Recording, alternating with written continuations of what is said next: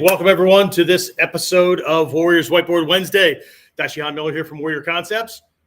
Whether you care or don't, doesn't really matter. That's who I am. That's where I'm from. Anyway, all right, this week we are talking about Yawara, right? Yawara. Not a strange, might be a strange sounding word for a lot of you guys, right? Yawara, okay? Yawara, right? This is actually an alternate saying to a word or a part of a word that many of you are familiar with. We'll get to that in just a minute. But Yawara are short sticks, and we're going to take a look at history, development, and all the way up to, of course, how we can apply the principles for this thing in today's world, right? So anyway, Yawara, right? So got my handy-dandy notes here for you. Okay, let me switch some colors.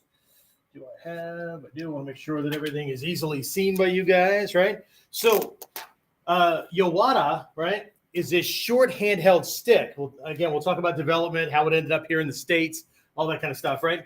But anyway, here's the kanji for Yawara, right?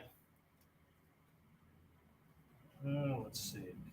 Boom, boom, boom, boom, boom, boom, boom. I may have my stroke order out of, or my strokes out of order, but Yawara, right? This kanji is the same kanji used for Ju, as in judo, jujutsu, that kind of thing. So it has the same meaning, okay? So Yawara or Ju, right, can mean giving way, right?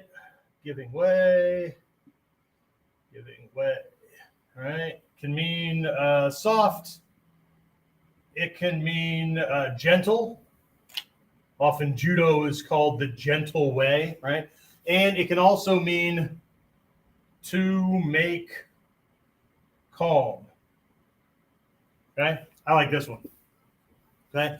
Not that I have any kind of say over the Japanese language, right? But I like this idea of to make calm because it puts things into context, right? There is conflict. There is crap happening, right? And we need to do something to restore peace. Okay? Y'all know the kanji character for martial or bu, right? In Japanese, right? So probably wondering why I have a tanto today. We're going to get to that, right? So let's see. The kanji for bu, of bujutsu, budo, bugeja, that kind of stuff, right? Okay, is actually made up of two kanji, right? There's an old one, right, that is hardly, if ever, used anymore, right? There's this other one that's used, right? And then there's one that you see all the time in Japan, if you go to Japan, right? Okay? They're brought together, okay? So change colors again, right? This one, okay? You can soften your vision a little bit. Can you see the castle abutment, right? Can you see the side of the castle wall and arrows and shit flying over the top, okay? That's an old kanji, right? That means conflict, battle, that kind of thing, right? And then this kanji, let's get rid of that part right there. This one right here, right, is the one that's on stop signs. Okay, stop signs in Japan are triangular, okay, like in other countries as well. But instead of it saying stop or halt or whatever, right, there's this kanji here, which means to stop, to cease, right? So again, one of those principles that I was introduced to a long time ago when my teacher was teaching about warriorship was the kanji character actually paints the job of a warrior, which is to stop conflict, right? To restore peace, which in my young mind seemed kind of contradictory because, let me turn my extra noise off here. I apologize. Nothing like making adjustments in real time, right? Okay, so the contradiction in my, just like when I post something about many different ways to use a knife for self-defense, somebody will say, well, if you have a knife in your hand, there's only one way to use that knife to save yourself. Yeah, as long as you're not considering the law and you're not considering what your family is going to be doing if you're not around anymore, that kind of stuff, right? We're going to be talking about the place of Yawara from a samurai's mind when they were in situations where non-lethal or when lethal force wasn't appropriate. It wasn't called for. Okay. But all they had were things that had edges and points on them. Right. So, but what I had to get my head wrapped around was that by the time we get to warfare, by the time we get to this, okay, even in a self-defense situation, unless somebody jumps out of something and just is jumping on you, right? A lot of times you have the chance to do other things. The problem is that people think of self-defense as the same as fighting. And so you're either not or you are, right? So that's why we give people these 8 phases and all that kind of stuff, right? But by the time we get here, negotiations have already failed. The bureaucrats have failed, right? Talking somebody out of it, whatever. All that has already failed. So now all that's left is to do what's necessary to restore peace, to make things calm again. Okay? So, again, just a couple of ways to look at things. I learned this from my teacher. Didn't bring an eraser either. All right. Well, I'm just not prepared today. All right. So, learned this from my teacher in ways to kind of swap out kanji or to look at things from multiple perspectives so that you have a broader vision, right? You have a better way of, or maybe not a better way, you have more options to choose from and you're not stuck. Like I don't know, I'd like to call him friend or whatever because he helped me, right? But this person online who said, if you have a knife in your hand, there's only one way to use it, right? Any definition we give to anything that we're doing, right? I talk about this all the time. It creates a ceiling. It creates a limitation, right? And then we're stuck, right? Because we can't see any other way. And that can cause a problem because if I have something like a knife in my hand and I don't think of any other conditions other than sticking and cutting, then I have a problem, okay? In one context, I have a problem from a legal standpoint. We're going to talk about a different problem today that, again, if we don't do our research and we don't understand how things might have come about, and we don't understand tiny things about science and conditions when we might be forced to act, like the sole of our shoe and the ground surface that we're on. You can buy tread and traction all you want, but if you're on loose gravel, you don't have any tread. Okay? You have tread, but you don't have the same kind of stability. Same thing if you're on sand, right? It can help, but there's certain ground surfaces that I don't care how thick your tread is. It's not going to help. Okay. All right. So again, it's this place to start, right? Okay. The Yawara, and I'm sure most of you are familiar with the Yawara stick. And if you're not familiar with the Yawara stick, then you're at least familiar with the Kubotan, right? Often sold as like a keychain kind of thing, right? This was, let me get it off my black t-shirt, right? Just this give or take about a 6-inch stick. Sometimes they have a little point on the end of them. Sometimes they have the ninja designation and they have 2 little spikes that stick out, whatever. Okay. So, but sometimes the Yawara was also called a tenochi. I'm going to write it the way I normally write it. In another writing system, you might see it written tenochi. This way. This U tells you to hold that O twice as long. Okay. In other writing systems, they just do that to tell you, they just put a line over the O to tell you to hold it twice as long because tenochi is not the same as tenochi. Okay. So, and hopefully you could hear that. Anyway, so tenochi just means inside the hand. Okay. Like you're holding it inside the hand. Right. So I know, not really cool martial arty names and all that, but hey, I didn't make it up. All right. So get rid of some of this stuff up here because I need room to write. I think I know it's Whiteboard Wednesday, and I am going to do a little bit of writing, but this is going to be more of a show and tell kind of thing, okay? And then if you're in for the Friday virtual training that we're doing, some of this stuff that I'm kind of demonstrating solo, we're going to be doing as techniques and whatnot. As a matter of fact, one of the things that I'm going to be talking about today, we actually did. If you're one of my guys and you were either live here at the dojo or you were on you're in the Ninpo Masterclass and you were in for the virtual class last night, there was a Shinden Fudoryu technique we do with the short sword that just perfectly fits here, right? It's one of the reasons that the Yawara and things like that were developed. Okay.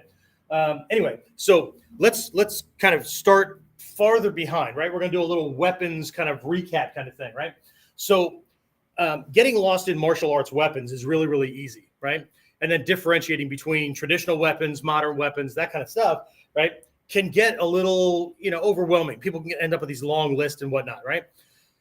But the ninja way of thinking about things is to think about things based on principle and concept. And then what you end up with are like classes or types of weapons.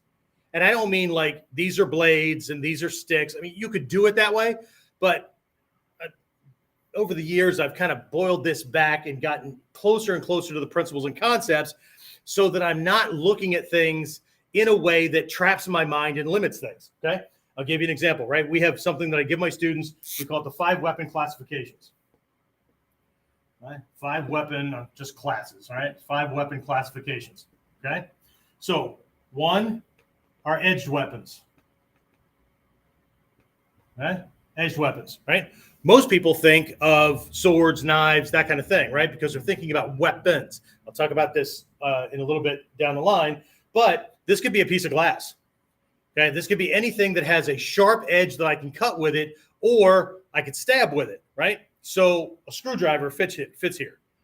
Okay, just like open scissors fit this thing. But if we're not thinking in that direction, we're going to be looking for weapons and not tools or usable aids that we can press into action for our own defense. Okay. Second one, impact weapons. Okay. That's not an E, that's a C, right? Impact weapons. Okay. Most people, again, think of sticks and canes and clubs and those kind of things, right? But this could be your cell phone, right? This could be this Yawara stick. This could be, I'm going to pull up some things later and whatnot, right? It could be a pop or soda bottle that you have in your hand, or whatever, something that you have that's just hard. There's no edge to it. There's no point, whatever, right? It's just for slamming and hitting, okay, right? Third, and again, these are in no particular order, right? But third, right, we have flexible weapons. Okay, flexible weapons. People think of chains and that kind of stuff, right? Kusari Fundo and Manriki Gusari, that kind of stuff, right? But this could be a belt, right? This could be your T-shirt, right? Yeah, you happen to have a piece of clothing, or where you're at the pool or at the beach or whatever, and you got a towel in your hand, right? And so I could use this to parry or to choke or whatever, right? Even to flick it into his face. If you've ever snapped somebody in the butt with a towel, right? Get that crack and that sting, you can do that at somebody's face, okay? Number 4, we have projectile weapons. All right, people tend to think of guns, yumiya, so bow and arrow, shuriken, that kind of thing, right? This could be your cell phone. Okay, it could be your cell phone. It could be maybe you I don't know, you were taking care of some gardening or whatever, right? So you've got this aerosol spray or Windex or window cleaner or whatever, something that you're projecting out, right? It could be spit. Okay, whatever, something that I can press into action now to get this guy to duck and cover. Dirt, grass, stones, your shoe, whatever, right? Okay, and then 5 are combination weapons. Okay, again, people think of spear, they think of nunchucks, because a nunchuck is a flexible weapon with sticks attached to it, that kind of thing, right? And it's not that they're not, right? But this often ends up being like makeshift weapons. Okay, so I could be out working on my car, and it's later at night. It's that time of year where it's dark outside and whatnot. I've got this drop light going on, right? For those of you who know what that is, right? And a lot of things now are battery operated and whatnot, but I still have one I inherited from my dad. So I've got this drop light going on because I don't want the batteries to go dead, and it's plugged in and whatnot, right? And I've got these tools laying around. So somebody starts moving in or whatever, I grab a screwdriver, pop the cord on this thing, and tie the plug end, right, around the screwdriver. And now I've got this Kyoketsu Shoge kind of idea that has a dagger with this weighted flexible thing. It could be a power strip that has an extension cord on it, right? So now I've got this impact weapon on this flexible cord, right? So that idea, right? So the more I can think in this term, the more everything I look at, virtually everything I look at around the room in any environment that I'm in, can be used as a weapon, okay? Even those things that are fixed in place, like the rails on a stairwell, right? On a steps going upstairs or whatever, right? This guy's got me moving in there and stuff, and I do a joint lock. I'm not going to throw him, right? But I could do a ganseki or something like that would normally throw somebody, but I'm just going to turn around and get him to bash his head off of one of these posts that are on there. Just because that post or that upright or whatever you want to call it, right, is stuck or is fastened in place, doesn't mean I just didn't hit this guy with a stick. Well, I punched the stick with his head, but you get the idea. Okay, so let's stick with these impact weapons because we're gonna keep drawing this stuff back. Okay, so one of the variables, one of the considerations that we have when we're looking at weapons, right, is length. Okay, so people think of, like, when it comes to swords, you got odachi, right, and then it comes down to katana, and then it comes down to wakizashi or shoto, right, and then it comes down to tanto, right. But it can go even smaller than that, right? Modern world, right? I always carry a clip knife. For some people, it's just a little pocket knife that their grandfather gave them, whatever, right? Just smaller and smaller and smaller, okay? So same thing, right? If we think of impact or stick weapons in this case, right? We would have really, really long things, spear, halberd, whatever, right? And you have to think about the way these things developed, right? In the old days, you needed range as an advantage, okay? So if everybody's walking around with these 28 to 36-inch blades, right? Katana, sword, whatever, right? And they've got this kind of reach. If I have something that outreaches that, right? Nagamaki, naginata, spear, something like that, where now this thing is 7 to 9 feet long. Oh, I have reach advantage, right? He can't get to me even close, and I can poke and cut and do all kinds of stuff to him, right? So, but what happens if I go to do that, he shifts out of the way and attacks my weapon, which is a big consideration. Again, a lot of people don't think about this, but, right, you have to guard not just yourself, but you have to guard your weapon as well, right? So I start out with this really, really long weapon, right? And, I know lots of people like to focus on the long staff, but it's not something that a trained warrior, right, would run out the battlefield with. If everybody's in armor, a long staff, you got to do more work with it. Okay, I want something with a pointy end, right? I want things with a cutting thing, because even if I can't get into him, I can get into spaces and cut the lacings and get his armor to start to fall off. Then I can access things. And besides that, the armor only took up like 2/3 of the body, so I can attack the legs, that's a primary skill for long staff and everything above it, right? Our grandmaster Hatsumi Sensei has always said, if you can't do ashibarai, which is a leg sweep, then you can't do long staff, because that's your primary target. Attack the legs, so he's busy protecting them, or it sweeps him and knocks him off balance, and then I can finish him off on the way down and move on to the next guy. Okay, there were not these long, drawn-out 2-minute rounds, 5-minute rounds, 3 or 5 of these or 10 of these in a competition or whatever. No. 10 seconds for whatever, right? Okay. So, but I've got this long kind of thing, right? With this end on it, right? But if it gets cut, right? And now I've got that long staff. Okay. And I might have to use that for a second or 3, right? Depending on how long I've been in this fight and how many of my weapons have now ended up on the ground, right? So this thing gets cut, right? So now I have, right? So we go with any kind of bladed end, right? And we'll just, I'll just say spear, right? And then we've got bow, and then we've got Joe, right? That gets cut. Okay. Look at that. We're about half of a bow, right? Okay. So this is called a hanbo.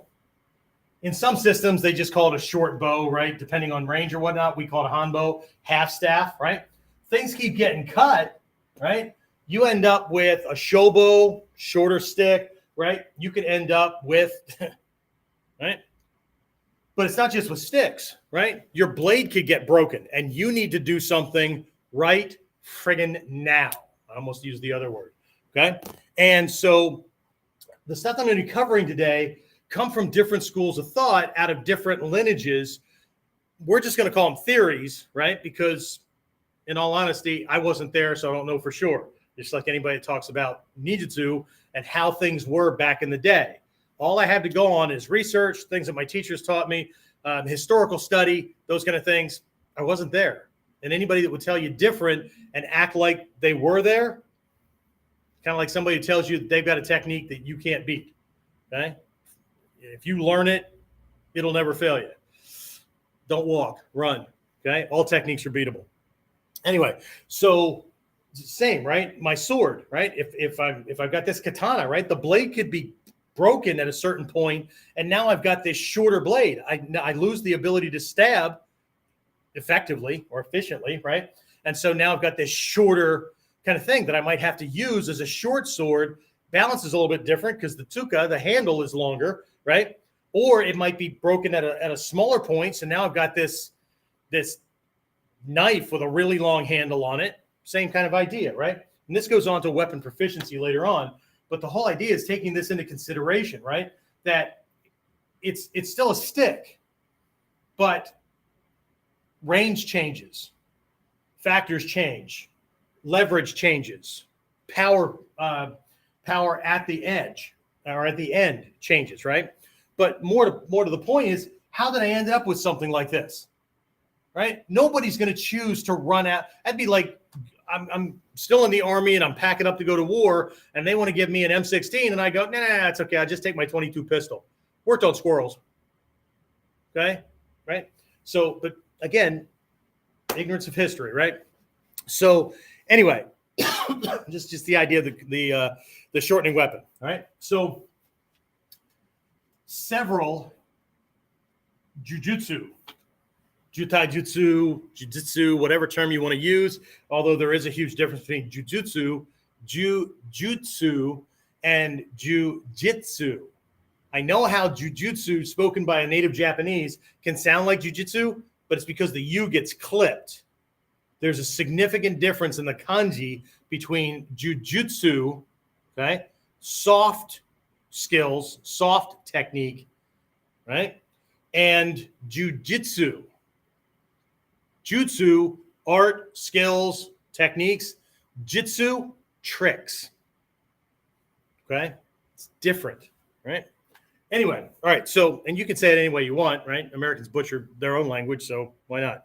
Okay? So, several jujutsu systems use the Yawara for striking vital points, that kind of thing, other weak points of the body. Kyusho, right? I did a whole Whiteboard Wednesday on different types of Kyusho, weak points, not pressure points, weak areas of the body, right? Okay, so typically, right? Let me grab something here. I'll just use the Kubotan. Oh no, I have one right here. Okay, so had some of my students made one, right? So often these things were fashioned to fit the user's hand, but a little bit of extension on either side. The Kubotan actually sticks out less, smaller, that kind of thing, right? Sometimes they were more narrow at the ends, but a little bit more belly-like, right, or whatever, right? Chubbier around the center, right, like me, right? Okay, for those of you who like to knock out the whole fat guy kind of thing, if that's the best you got, keep trying, right? But that just fits the palm a whole lot better, right? But the fingers tend to be able to do what they need to, right? So there are also ways to hold this across the palm, right? So you're holding it, you're cradling it between the thumb and the index finger and the ring finger and the index finger this way, right? So this would often be used also as a way to catch swords, okay? Not like you see in the movies, right? I'm tired of seeing swords being caught where the live edge out near, middle of the sword on out toward the boshi, right? Or where people are catching. Right, this is like the shuko, right? The ninja's hand claws kind of thing, right? Okay. The reason that those things work is because back in the day, right?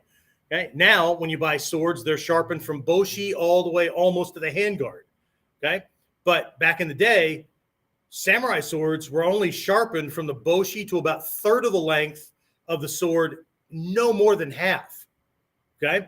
So this would work well, just like the hand claws, if I'm catching the unedged part of the blade closest to the handguard, right? Leverage is working for me. There's not as much power right here. Will this get dented? Sure. It might even go in a little bit, but this is safe, right? They would have done this over and over again, and it wouldn't have ended up in scrolls if it didn't work, okay? Techniques that don't work tend to die on a battlefield with the guy who tried it, okay? So the only swords that were sharpened in the Sengoku Jidai Warring States period in the early days from Boshi down were ninja swords, okay? So anyway, right? So we've got this kind of idea of holding it, right? You can do the same thing with a chopstick, anything that fits, right? It starts to get, depending on what kind of tool you have. I can hold a pen this way, whatever, but if it gets a little bit smaller or a little bit thinner, maybe not, okay? So the idea is being able to hold on to these things, right? Okay. So we'll talk about that more in a bit, right? But let's talk about a little bit more about where they came from, okay? So there's one theory that there's a tie-in between a Yawara and our Mikyo, right? The esoteric training, esoteric mind side stuff, right? So there's a theory, right? And I was taught this coming out of the training as well because of the Ninjutsu Mikyo tie-in, right? But there's a belief that it was based on the Tokusho, right? Tokusho, also known as a doko, right? There's a couple of different ways to say these things. You might know them as a Kongo, as a Bazara, as a Vajra, as a Dorje, whatever, right? But there are these meditation implements, right, that were used for active meditation. They represent certain things like one way, the Sanmitsu triple secrets, right? See the three sides to it, right? Okay. More on that some other time, right? There's five-sided, right? So we've got Doko, Sanko, Goko, right? Hold this right. Goko, Kyuko, right? There's nine parts to it. They all relate to the different mandala in different ways and whatnot, right? Me and my cool toys, right? But monks and whatnot, one of the vows is not killing. But that doesn't mean that you can't defend yourself. So often things were designed. Did they have to make it this big? Did they have to make it this ornate and whatnot? No, but there's lots of little cool edges and stuff. I'll get really, really close with this and move so there's a white background, right? There's different edges and protrusions and whatnot, which, there's an artsy quality to it, and there's always a meditative reason for those things, but they make for cool little edges and stuff, right? Just like back in the day, I'll talk about this a little bit more, other forms of the Yawara, right, were designed to have a little bit more impact, right? Just like one of the long stabs from Kukishinden school, right? Near the end, right? Well, one of them, there's this metal sleeve that was attached to it and wraps around it, and it has these teeth, right? It was designed to ram into samurai armor and twist to crack it open and get it to fall apart so that you could then go in again and open things up, right? There were other ones that had like these big, they were like a nail kind of thing, right? With a big metal head on it, right? Like a bead, and they were driven in at the ends all the way around. So you weren't just hitting with a piece of wood, okay? Some of you might have seen nunchucks that are kind of made like these with the little metal inserts and whatnot, right? All kinds of other things. We'll talk about other ones as we go, right? But this allowed them to use this, right, for self-defense if they needed to, right? Okay, so there's also a Tantojutsu tie-in, right? From one of the schools, there's this understanding, and again, here's where my Tanto comes in, okay? There's an understanding. Now, I pulled this one because I don't use it very much, right? Because the fitting is still very, very tight because I want to make a point with this, okay? And this ties in with a technique that we were doing last night in class, but we used a shoto, a wakizashi, a short sword, right? So what if, right? Let me use one that's a little bit easier to wield, right? This way, okay? So he comes in, I shift out, right, to block and jam things up, and I run into a problem, okay? Either the blacksmith just did some work on my stuff, right? Because that would often happen when you come back from battle, right? Things are loose, things are, messed up. You pass it on to the family blacksmith, he fixes it up for you, you get it back, that kind of thing, right? or it's a certain time of year. And this was highlighted very, very well in the movie Gladiator, right, with Russell Crowe, right? If you remember the scene where the Caesar has a problem because this guy's not buying into the storyline, so let's put him in prison, and then we're going to have a couple of centurions lead him out into the forest one morning and tell him he's free to go, and he realizes what's going on, right? I'm going to start to go, you're going to cut me down and say that you killed an escaping prisoner, right?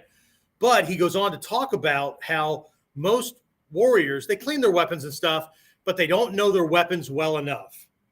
And so on mornings like this, where there's a fog and a heavy dew and a lot of moisture in the air, but there's also a certain temperature, it can cause the wood of the scabbard or the leather of the scabbard or just water to deposit in there, and it can either freeze or the scabbard swells and things get stuck. And then what ends up happening is this battle scene or whatever, because guys can't get their swords out fast enough. He kicks their ass. The rest is, the rest of the movie, right? But again, that same technique that we were looking at, right? I go to draw this because he's attacking, and the whole thing comes out, and now I don't have the blade. So there was this technique that we did where you catch it, crush the arm, take him to the ground, that kind of thing, right? So there are some theories. Again, these are stories that came from certain lineages, right? Where the Yawara got its start, not necessarily for them with the spiritual implements, right? But with tanto, short swords, that kind of thing, where the water deposits either cause the wood to swell or the water to freeze, and then the blade doesn't come out. You go to draw the blade, and the whole thing comes out, and now what you have is a stick in your hand that you better figure out really, really quickly, right? So there's a lot to be said about either the short sword, or in some of the lineages, they were talking about how you ended up using the scabbard as a weapon, right? Because it's already there. But the scabbard could often be used like the sword is out. You draw the sword because it's that first thing that you do, but either because of orders that you have about taking this guy alive or whatever, right? That you use the scabbard itself. So because a lethal option is not an option, right?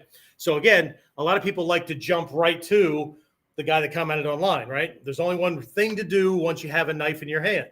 I disagree, okay? Because I may have just cleaned this thing, put it away in a sheath, snapped my little safety thing on it. Next thing you know, here comes jackwagon, and I shift in a way where I didn't draw it. And I don't have time to get to the snap and fumble with that and get it out. So I'm going to have to slap him with it or use it, the way I have it, right? I can use the pommel. I can use my fingers to pinch things against the hand guard, those kind of things, right? So I don't need that at the moment, right? There was another type of, the tsuka, right? In one of the jujutsu schools, along with this, the idea was, you're out there doing your kenjutsu with your sword or your bato or whatever, and your blade gets struck and broken, and in an instant, all you have is the tsuka in your hand for whatever length you have. And again, nobody's going to choose to do that, right? Okay. I need to save my life for this quick second, use this thing, and then am I going to continue on with the battle for the rest of the war with just this little nub? No, I'm going to throw that and grab another weapon. Where do I find another weapon, Sensei? Off all the dead guys lying around. The battlefield is just an armory after the first couple of minutes. Okay? So just grab what you can, right? Reminds me of my first squad leader in the Army. I left basic training, went to South Korea, and my first squad leader, his name was Corporal Petty. Just didn't give a shit at that point, right? But anyway, he had served several terms in Nam, and we had this regulation where your duffel bag had to be packed a certain way with a certain amount of clothes and whatever, right? Change of uniforms and whatnot, and then our rucksack, right? Our backpacks had to be packed a certain way with all this stuff, and then we had to put food in there, and we had to put ammunition and whatnot, right? And I remember the first time we had an alert. It was a drill. It was a practice drill. And I show up at the vehicle, and I'm putting my stuff in the back and everything, and I look over, And I'm like, did you bring an extra bag? Because there was this bag that was kind of like maybe a third full. It was a rucksack, right? And he said, no, that's mine. And I went, where's all your stuff? And he said, if you think that you're going to have time for showers and all that kind of shit in the middle of a war, speaking from somebody who's been there, I'm telling you that you're wrong. And I said, well, what are you going to put in there? He goes, the one thing that's in short supply on a battlefield, food. Okay, that and ammunition, right? He goes, no ammunition, food. And I said, well, what about ammunition? He goes, when you fall, I'm going to take yours. There's going to be ammunition everywhere. And if there's none for mine, I'm going to grab a rifle from the enemy because there's a bunch of that shit laying around. And that is how a warrior who's been in a battle thinks about things. These are the people I learned from, not somebody who just learned some stuff and passed it on and they think in a box. Okay? Because when it's about survival, the shit that people think about sitting around the table talking about what they would do if, right, becomes bullshit because that's not the way that realm works. Not even a little bit. Okay? All right. So I'll get off my my soapbox, right? All right. So quick, just again, don't forget, we're going to be doing more of this stuff on Friday during that class. But either way, right? So how did the Kubotan work its way, or not the Kubotan, how did the Yawara work its way here to the States? Well, I can't speak about the rest of the Western world, but the Yawara was introduced into the States, generally speaking, right, in the 1940s, by a guy named Frank Matsuyama. He wrote a book called Yawara, and it was designed for police officers. This was an arresting tool that was taught to police officers as a non-lethal option, right? You don't have the same kind of power like a billy club would have or an asp today. I said asp, not ass. Anyways, right? So anyway, right? So it was taught as a non-lethal thing, just like police officers today in a lot of departments use Kubotan keychains or Kubotan, that kind of thing, right? So as a matter of fact, if you have the Kubotan keychain manual that I wrote, it's a primer for beginners. If you have that, the bonus that comes along with that, there's a link in there that actually links to a digital download of a copy of that original book written in the 40s, okay, by Frank Matsuyama. So takes whatever techniques I give you in the Kubotan manual and does this to it, right? Just makes it huge, right? So anyway, I think the details that I have is he made his first one in like 1937 or whatever, and then it got developed from there. The one he made for police officers was made of a high density material, but it had like those little nubs, right? Little metal nubs and stuff. So you got a little bit more impact behind it when you had to hit, or you could grind into things, that kind of stuff, right? We'll talk about other forms of Yawara here in just a minute, but the Yawara then was further developed by a guy, I can't remember his first name, but his last name was Kubotan, okay? You guessed it, right? He created the Kubotan, okay? Kubotan is a contraction between the words baton and his name, Kubotan, right? So Kubotan. Interesting, right? Anyway, so that was there. Other ones back in the day, now I just grabbed one of the things off our fitness rack over here, but one type of Yawara from way back in the day literally looks like a little dumbbell, okay? And again, it fits the hand, that kind of thing, right? But this can be held this way. It's much easier to hold this way than a standard one that's more narrow, that kind of thing, right? There were types of Kubotan that had like a rope attached to the end of it here, okay, that you'd loop your wrist through, and that way you could hold it and whatnot, but you could also throw it. So you had this short range kind of thing that you could throw it into his face, and it's tethered to you so you can get it back, right?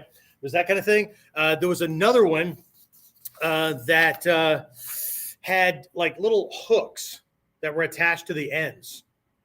So you could snag his clothing and pull him to you and then move in and do things, right?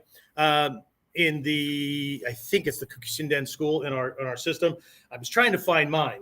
It's around here somewhere. Okay. Shoshi Malmstrom made a bunch of these weapons way back in the day, right? It's a little bit more narrow than this. And it's a little bit smaller. It's fatter than the Kubotan. Where the hell am I? There we go. Sorry, it's backwards, right? The it's thicker than this, but it's octagonal, right? So you have lots of little edges, right? But just off center on the half, right? There's a cord that passes through here, right? It makes a loop that you can slide a finger through, and now you can hold it this way. You can move it, but you can also let go. You can do finger stabs and all that kind of stuff and not have to worry about dropping your weapon. It's called an edakoppo, E-D-A-K-O-P-P-O. Koppo means bone method, right? Eda, I don't quite know the kanji on that one, but you can always look it up, right? So it's an edakoppo stick, okay? Again, in feudal Japan, there were forms that had the little hooks. My point is that all of these things point to something beyond and beneath the form of the weapon, okay? It's in the use, right? And what you may have to face or what you're prepping for that determines what shape Yawara may need to take, okay? So this leads us to the ninja way of looking at this stuff, okay? Again, I often contrast these things. It's not hardened stone, right? So when I say the samurai way of looking at things versus the ninja way of looking at things, there were often lots of bleed over, and it wasn't always as hard and fast this way because there's always exceptions to the rule, right? But the samurai tended to be more, this is the right way to do it, and if you don't comply, well, then we'll either put you in jail or chop your damn head off or your hands off or whatever, and we'll call it a day, right? Because if it was good enough for great-grandpa, it was good enough for grandpa, it was good enough for him, it was good enough for dad, it was good enough for, right? So you had this certain way of doing things, and innovation was slower, right? On the ninja side, the ninja believed that anything that could be used to produce success faster and produce better results, and by looking at the situation and finding its weaknesses, and then developing ways to approach that, so the ninja were all about new science, innovation, all that kind of stuff, right? So now they also had the other respect and traditions and that kind of stuff going on as well, but they were just more flexible in the head, okay? So again, the ninja's perspective is about situational adaptation, okay? So, and modern forms, right? And again, regardless of what era they were in, that for them was the modern form as opposed to holding on to tradition. Okay. Just like Oriomo Takagi, founder of the Tsukagi Yoshin school, was a master of this, what was then, 17, 18, 19 generations ago, was then a traditional martial system. Got his ass handed to him in a fight. Okay. Goes off. The first thing he does is suspends what he thinks he knows and goes and watches how fights are happening, okay? And then goes off, brings back what he knows, principles, concepts, that kind of thing, and develops defenses against those things, okay? It's not like a lot of these guys that have, lightning fast taekwondo kicks or whatever and assume that kick is so fast there's no way for you to beat it. Yes, there is. There's holes in every technique. And the fool is the one who believes that they've got one that can't be beat, okay? So it is what it is, right? All right, so the idea is that the ninja develops modern forms that will always be legal or that will always fit the situation because they adapt with the time. They adapt with the clothing. They adapt with whatever, okay? So that leads us to the first rule, right? The first rule of Fight Club. No, the first thing, right, is that we need to break, right? We need to break from the trap of how we see weapons. I talked about this early on in the beginning of the lesson, but we need to break from the trap, right, of how we see weapons.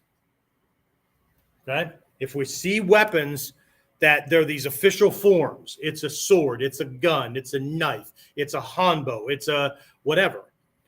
Great. But what if you don't have access to any of those? What if you weren't allowed to bring those in? Like, I don't know, getting on an airplane or going into a government building or whatever, right? Okay. If we have a different mindset, I'm perfectly okay with handing those off. Now, I'm not perfectly okay with handing things off permanently because, right, as I've never bought into the idea of we're going to disarm criminals by making everybody else more appealing as a target, right?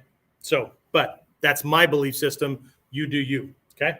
Anyway, so the ninja sees, instead of seeing weapons, right?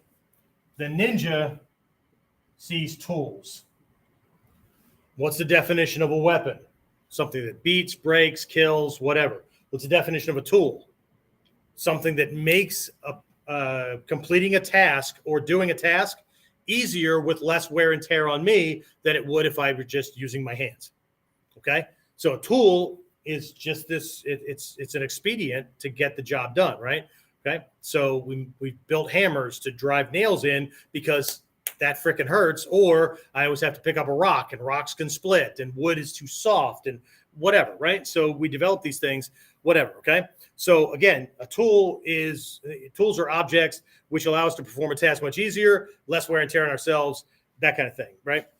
So that's where we want to go with this, right? So I'm going to end this, I'm going to wrap this up by looking at some other forms of Kubotan, right? Things that can be used as a Kubotan if we stick to the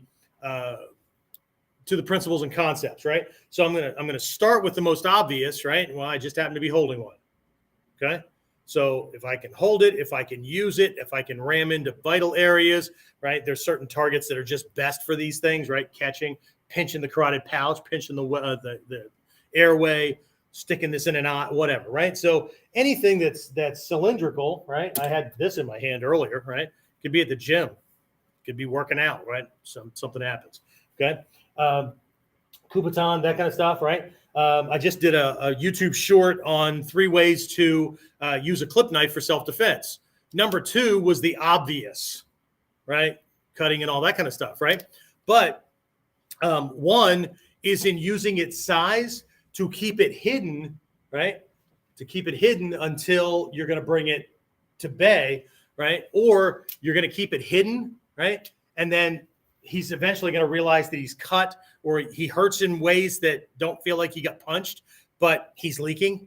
Okay. So we're going to keep it hidden, right? And then the third way is to just keep it folded because I may pull this out and under the adrenal response, I'm fumbling around with this thing and I can't get it open. So I'm just going to use it like a Kubotan, right? Or a Yawara, right? It's a weapon as it is. Okay. I might be working on a car, right? So we've got things like, tools, screwdrivers, whatever, even a hammer that you might have in your hand, right? Again, even if I have something that can be used lethally, right? If I'm really focused on the full gamut of self-protection, then I have to be concerned about legal repercussions. And I don't want to hear any shit.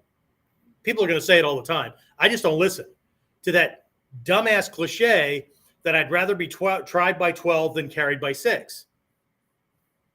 Coming from somebody who knows what trial science and how they're going to manipulate that and how they're going to describe you and assumptions that the everyday person makes about somebody who's trained in martial arts and how the prosecutor is going to paint a certain picture and all that.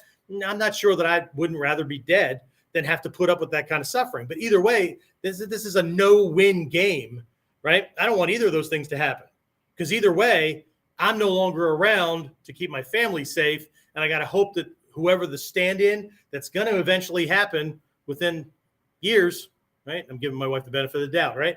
Years, right? Is going to be able to protect them as well as I can. Not that I'm perfect, but you get the idea, right? Okay. So let's keep going into areas that are less and less like what most people would think of, right? So flashlights, right? Might have something like that. Even the smaller kind of things, right? Okay. There's a good Mitsubishi technique, right? Flash a flashlight in somebody's eyes after their eyes have adapted at dark, after dark, right? What else do I have? I already held out a pen, okay? Wireless computer mouse, just like your phone, that kind of thing, right? You get the same kind of thing, bludgeoning and all that. right? So you're in your office, right? Workplace violence kind of situation, right? Using a stapler or anything else that you have, that kind of thing. And might be at salad bar. Okay. I know this is an odd shape down here, but the rest of it's going to serve just fine. Okay. It may give a little bit. It may fold. It may buckle. I only need it for a couple of shots. Okay. Enough to get him to wince and start to close off, and then I can move in. Okay. And if I know the debilitating shots that if I take it, it's going to drop him or it's going to slow him down significantly, then I can keep doing what I do. Okay. So anyway, that's what I have. Again, I'm going to invite you personally to show up for the Friday virtual training. We're going to be looking at techniques and whatnot. We're going to go from traditional to modern and take a look at using short sticks for attacking Kyusho, weak points of the body, takedowns, all kinds of cool stuff. But one of the things we're probably going to do if you missed last night's class because you're not in the Ninja Mastermind, what is it? Ninja Masterclass. That's it. That course, that program. Or you're not local. We're gonna do that Shinden Fudo technique again, where you go to draw the weapon, and the whole thing doesn't work. It's kind of like I'll leave you with this, right? I just had a class with my inner circle guys last night, right? So they have their weekly coaching thing, and since this was Weapons Week, what we discussed was the idea of the tactical backup, right? So most people understand, you got your primary, right, or whatever it is, and then you got a backup, might be an ankle holster, might be whatever, right? Or the samurai, long sword, and then you get the wakizashi, and then sometimes there's a backup to the backup kind of thing, right? So what's your backup? Okay.